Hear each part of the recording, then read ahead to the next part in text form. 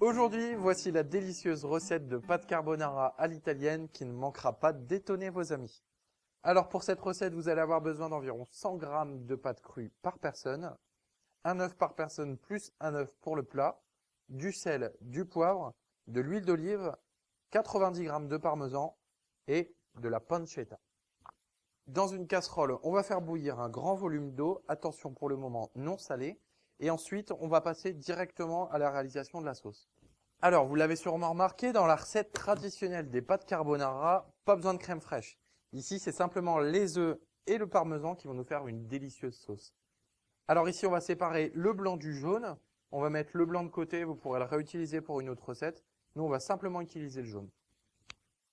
Notre eau arrive à ébullition, c'est seulement maintenant qu'on va saler avec du gros sel.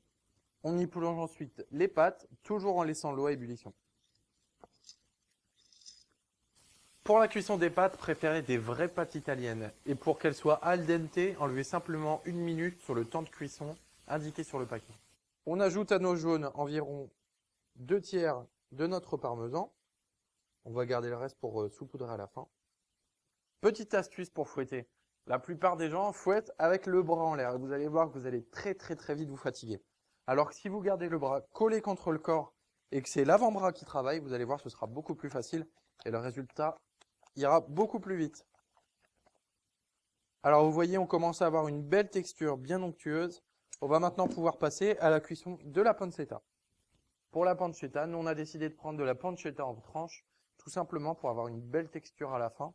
Mais si vous avez de la pancetta en morceaux, n'hésitez pas à faire des petits lardons.